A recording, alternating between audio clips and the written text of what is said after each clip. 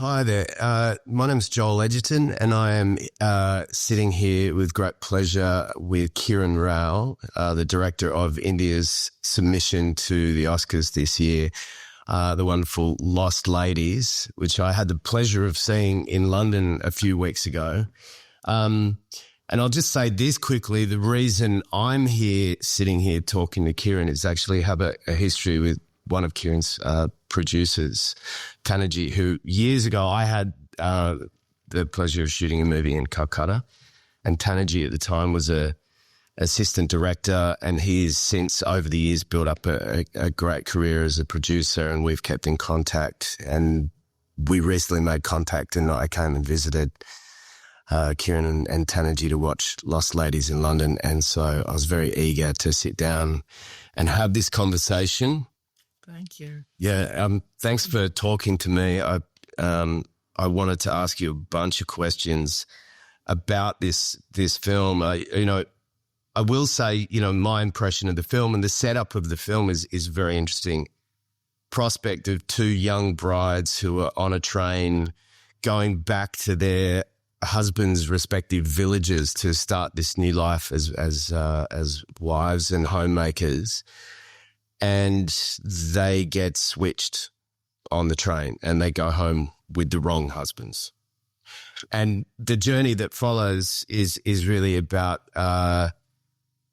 sort of an enrichment of both of their lives in very separate ways, as they have very different intentions and feelings about their predicament. And it's really a story with two protagonists, two young female protagonists, and the kind of, I would call it a dramedy, the drama and the comedy that ensues. So, and it's a really wonderful film. I wanted to start by asking you, I guess the obvious question is what was it about this story that made you want to, make this film?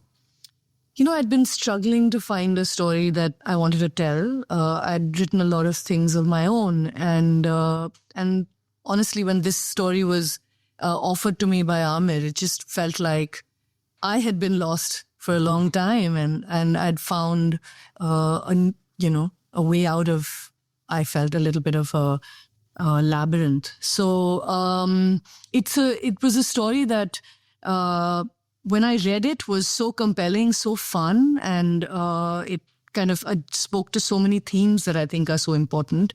And at the same time offered the potential of a lot of humor, a lot of drama,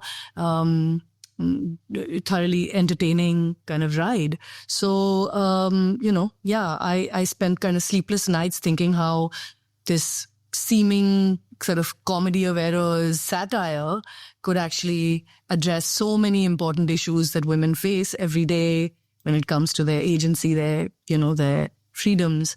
And I was delighted that I got a chance to make it. Mm.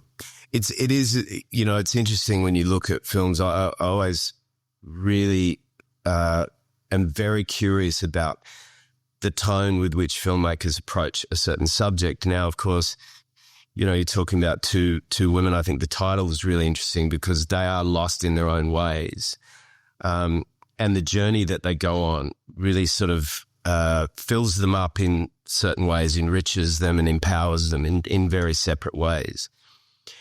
There's definitely a way that I could imagine this film could be turned even further up into, the tradition of a very Bollywood style of filmmaking, which it's not. But there's also a version of this film which takes itself maybe too seriously, as, in a way it could be rendered in a very earnest fashion.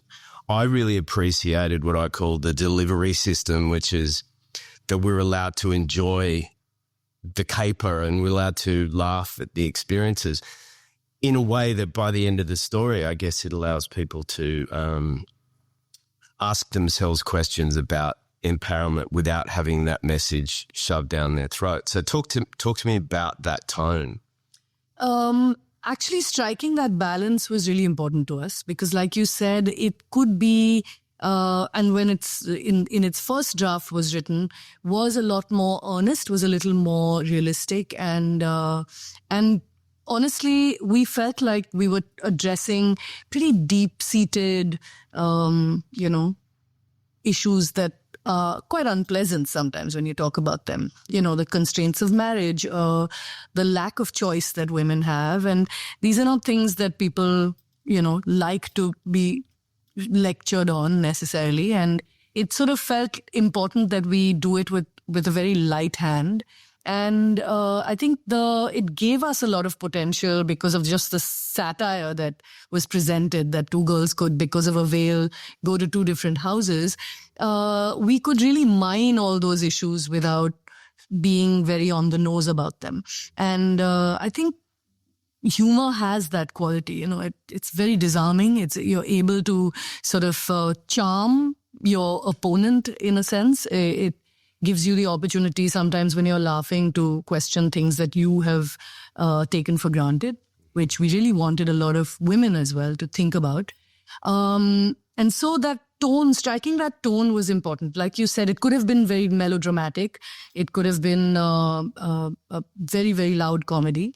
But we wanted to keep it fairly realistic while having it as humorous as possible. So I had the great advantage of incredible writers who wrote it in a sense, balancing all the issues out. But also I had a great editor who helped me really distill it to a point where, we were never a little too much. I mean, at least we tried never to be, too much. Yeah. It's, on one hand, you've got Jaya, am I pronouncing her character's name right? Jaya, who is almost benefiting from the switch on the train to hide and avoid this inevitable life that she's been married into, and to pursue her ambitions, which are to not be married, to have a career.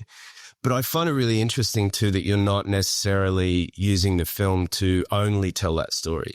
You're also telling the story of Pool, who is, when she's separated from her husband, is really on a quest to get back because her ambition is to be a wife and a homemaker. And so there's a celebration of both sides. And on one hand, the struggle of hiding in plain sight is one half of the film, and the other one feels a little bit Wizard of Oz, it's like this, and I say that because Pool's character encounters these friends along the way who enrich her in a different way, even though her quest is not necessarily changing.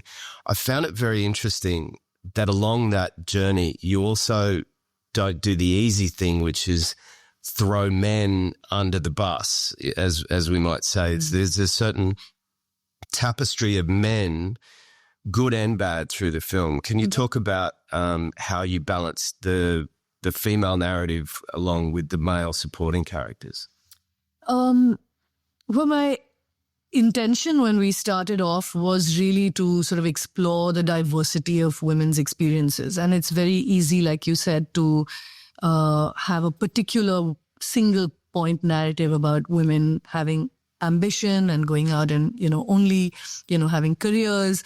And honestly, it was important for this film to foreground and address this very important section of women who have given their lives to family, and happily so, and perhaps introduce the idea that within the sort of confines of domestic life, they could still have identity, still have space for themselves. And we've all seen it with our own mothers and women in our lives. And we were really keen that we have a character mirroring a lot of those women who question some of the sort of, societal expectations that she's grown up with, but finds that she can find that little space to be herself within that relationship of marriage and within a conservative society. And we thought that was really important because that a lot of women do not have the desire maybe to go out and do what Jaya does. So one was, of course, to speak to all these different experiences, but also, like you said, it was to sort of address the fact that there's so many men in our lives who are our allies, who support us, who are incredibly encouraging of us, and it was sort of important to highlight that that equity and, a future that's better for both genders is only possible if we work together. And honestly, we all are surrounded by men who are supportive also. While India is a fairly patriarchal society and a lot of women have no choice about what they do and, for instance, pursuing education or a career, there are still men out there who would support them given, if they were asked So it was kind of important that we highlight that and offer that as an alternative and tell, all the girls and women out there that there are men who are there for you and show how important that is actually for both for this journey. Would you call it an independent film, or it's definitely not a big studio film? It's a smaller budget, which I think is a very potent thing that out of, I assume, the hundreds of movies that are being made in any given year in India, that this is the submission. And it's not a star-driven film. So I'm curious about, on one hand, how the process of that selection happens, how you felt about this being the movie that's being presented, and then to talk about casting. I thought the casting of this film was really wonderful. And while you may have gone trying to draw stars into this process, I thought the casting was so perfect. So the way films are selected is that there's a body called the Film Federation of India, which sort of shortlists 20, 30 films every year from all the different languages that we have. And there's a jury that is made up entirely actually of national awardees from different branches of and disciplines like editing or sound or direction, production. And they actually are the jury that selects the film to be sent as India's entry to the Oscars. So we were not expecting it. It's a year of great films. There were 26 films, I think,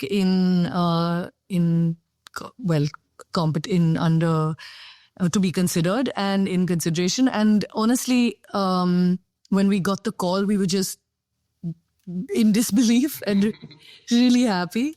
But I guess they said it was a unanimous decision and we were absolutely over the moon about it, but we didn't know where to start. I mean, this is, like you said, we're a small film and this is a sort of unknown territory. We'd already released the film.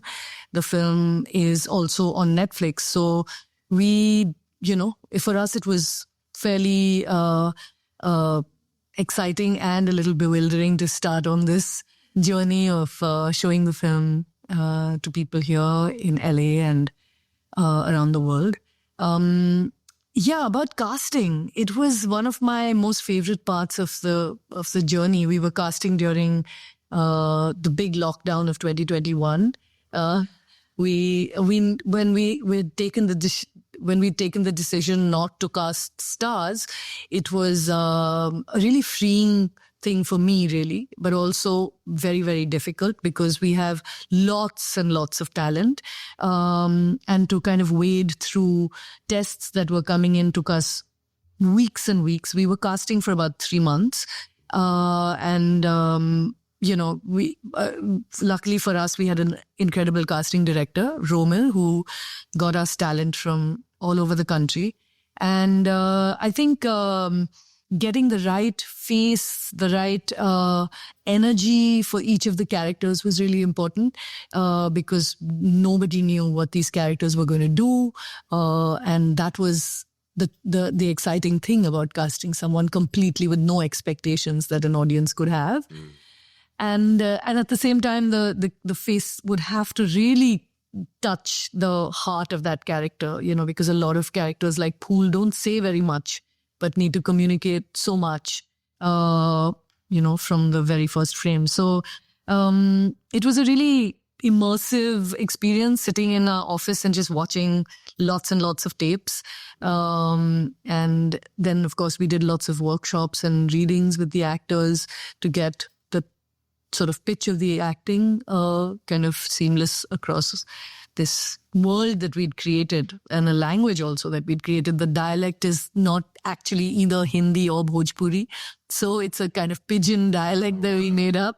Okay. Yeah, so it helped that we had actors who really gave time and a lot of, support to each other, because some of them were very experienced actors, like the cop and the lady in the tea shop.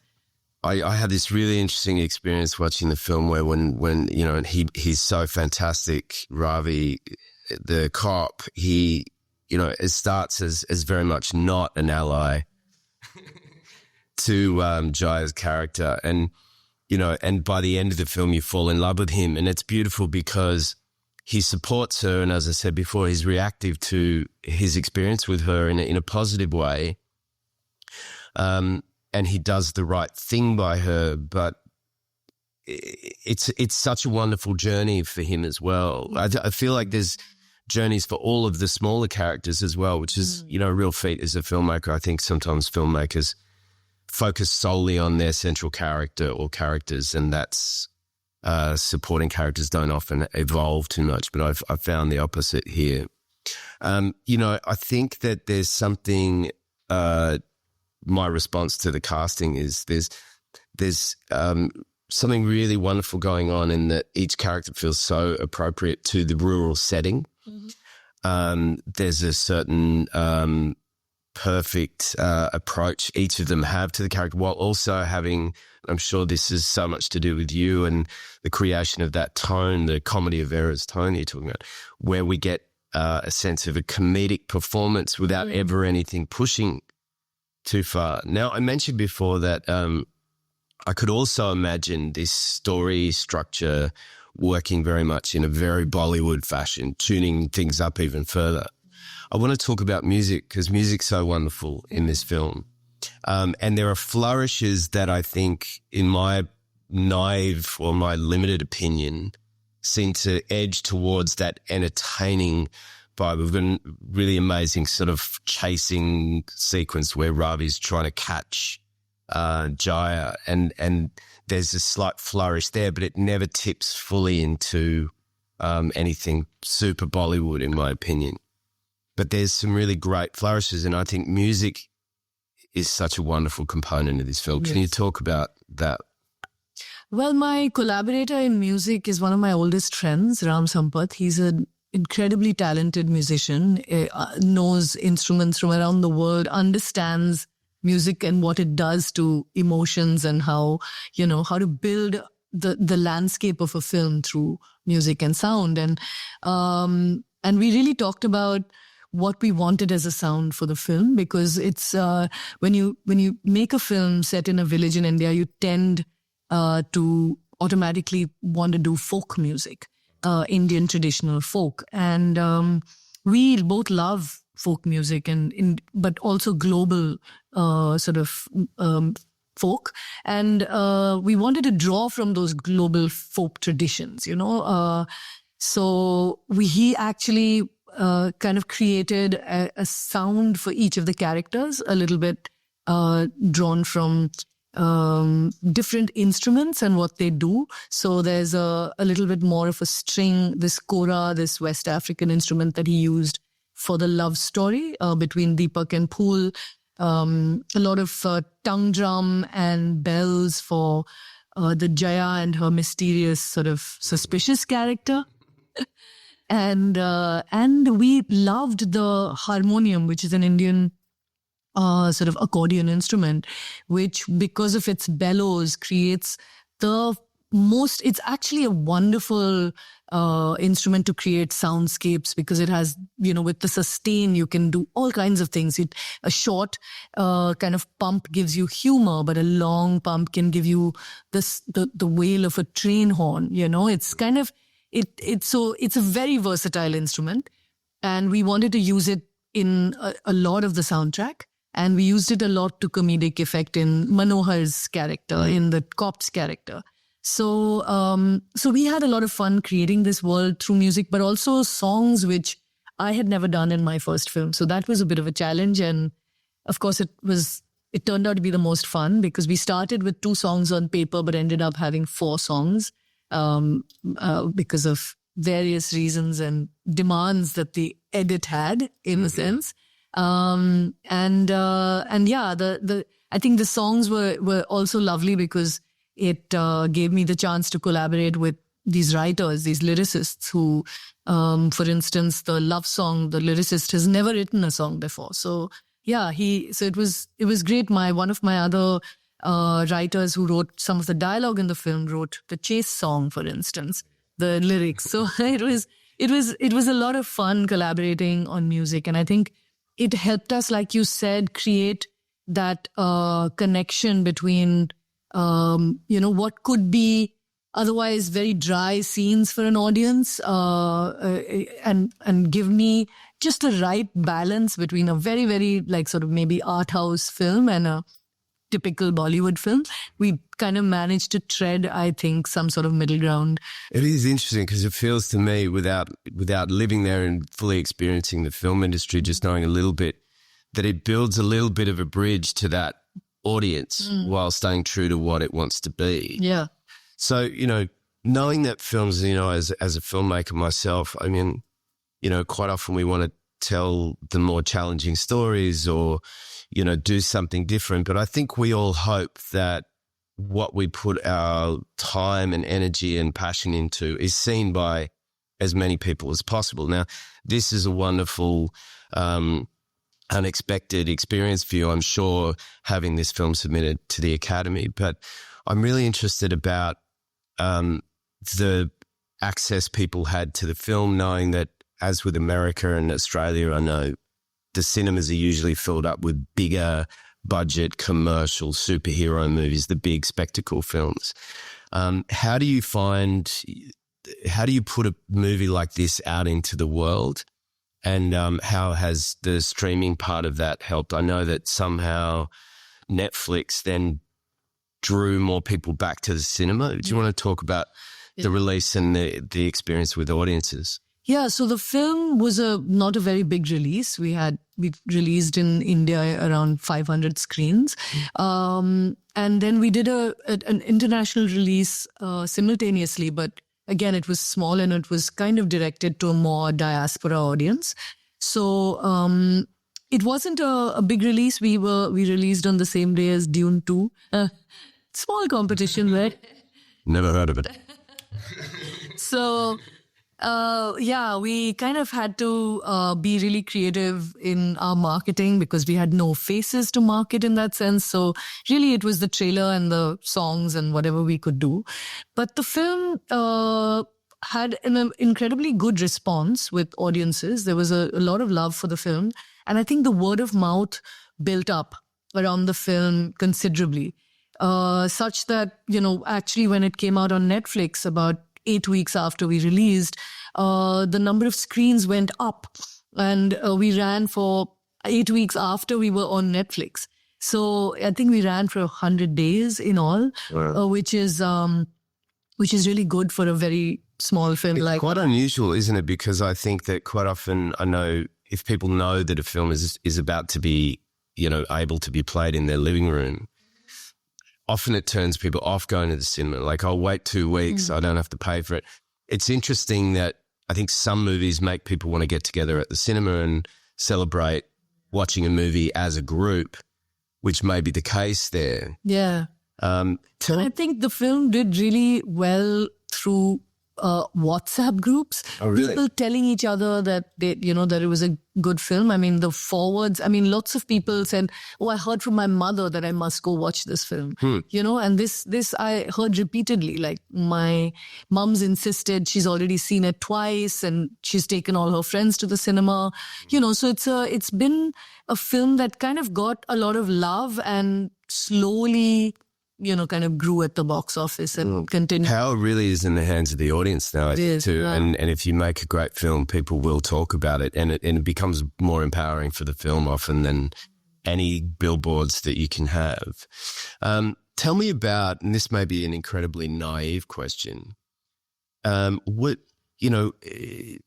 is a film with 2 female protagonists. Is that a rare thing in India, or is it, do you feel like the audiences that came to see it were coming to see it for that reason. Like, this is a film that speaks to my experience. So, finally, I think we all love to see our own joys and problems played out on screens because it feels like somebody's actually connecting with you. I think traditionally in India, it has been viewed as a disadvantage if you have a poster with two women on it and it doesn't have a lead male kind of big star. Most people tend to think that that's not going to be anything at the box office and tend not to even want to produce films like that. And they're so-called niche films that people want to avoid. But I think over time, we've proven that audiences are interested in story and they're not particularly going just for the star or, only for visual effects, which I know it doesn't compare with some of these big films. But the fact that actually a little bit before us, there was a film called Crew, which had 3 women stars, of course, in it. It was one of the biggest box office successes. So I think people are interested in just good stories. And I felt, that I feel over time there's been a shift and people are interested, for instance, in the South, we have a whole, kind of huge number of films being made, which are also addressing a lot of these women sort of oriented stories. I think, we are slowly getting out of this idea that they're not profitable at the box office. Stories that have women leads or speak primarily to women's experiences. I think we're beginning to change that. And it is hard, but it's, I think, slow to come. Also, this year, we've had a lot of women directors making films about women and, sisterhood and a lot of films to do with sort of plots around women and their experiences, and that they've been doing well. So, especially at festivals. So we're hoping that they'll also get good releases and, do well at the box office. What was that process like? Getting the film into Netflix. What does that look like, and why? Do you know from those conversations early on why Netflix were really interested in the film? I know that when they came to see it, they really loved it, and they saw it quite early on before, just after we had come back from TIFF, and they just loved it. They wanted it, and that's why I think they took it on. It's licensed to Netflix, so it kind of came 8 weeks later, but they were really very, very positive about what the film would do on the service. And they actually, it did very, very well on Netflix, actually. It went on to be number 1 for a very long time and, kind of in many countries was in the top 10. And, so that actually, so I think their instinct was that this was a story that could work, I think, internationally with global audiences.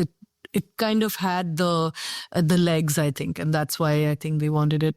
Yeah, I suspect, looking at the film, I was curious as I was coming to your screening in London, wondering how I might connect with the film. And it just felt like such a universal story, albeit that it's set in a rural environment. The fact that it's dealing with people's relationships, with marriage, with that experience of filling a gap in your life and how you go about standing on your own 2 feet and exploring the things that you have inside of you. I think it's incredibly universal. So I can see why Netflix would want the movie.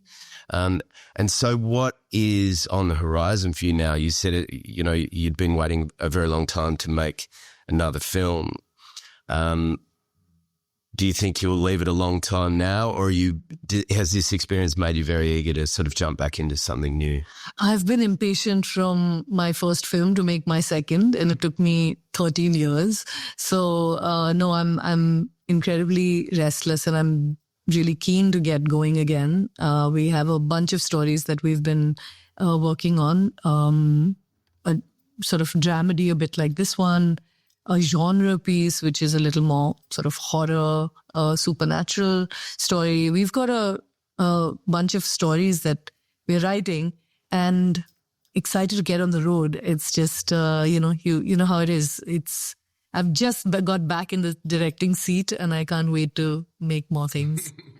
I have found it interesting in the past. I've seen directors that, and it's so hard to tell people's relationship with it's a hard job to do. It's very rewarding, but it's a great challenge and responsibility. Sometimes people make a film and they leave these large periods of time either, and for very personal reasons, they're searching for the right story, or maybe they just want to take a break from it. And then something happens when when an experience like this, I imagine, really kind of feels really rewarding. Then there's less of a gap between the periods of time when people launch in and want to develop their next story. So much fun to be able to do this. I feel it's such a great privilege to be able to make films. And I'm really excited because our country is full of incredible stories. Stories like this one that feel almost impossible, that two women could get switched because they were wearing veils, but it's been known to happen.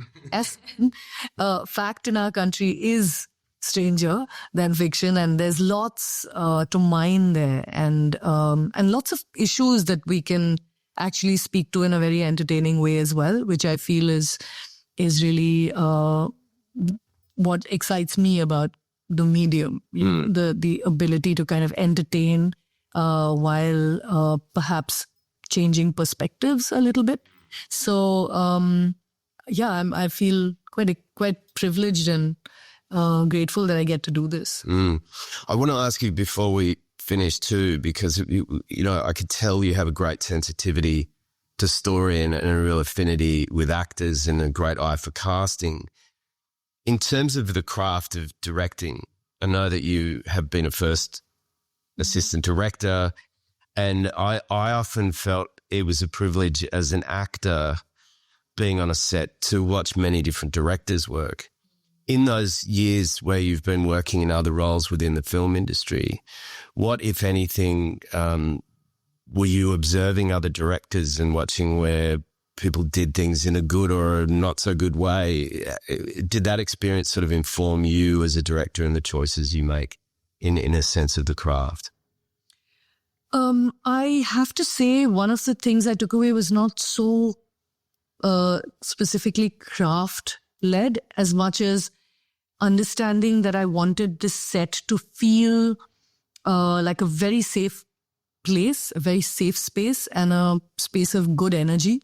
And I feel like I've been on sets when that's not been the case, and really learned from that's what I really don't want. I would like people, because it's, the process is our lives. That's where we live our lives when we're on a set. I mean, we don't know how a film's going to do at the box office, but if the experience of going to work every day is no fun, I don't think it's worth doing this, because you don't have to make films. You can be doing anything else. So I think that's what I learned more than anything. One was that I worked on my first film was on Lagan, when I was working with a very 200 speaking parts. So lots of actors to put through hair, makeup, wardrobe. And I learned how important it was to keep the equilibrium in the, hair, makeup space, so that people just felt in a happy place when they went on set. And I'd been working with ADs who like to yell and scream a lot. And I realized that's absolutely not what I want on a set. Whether it's with, your background actors, your crew, anyone really, and not even someone that you just take it out on because you need to get, because there's so much stress and anxiety on a set. So I think that's what I most appreciate is a good working environment.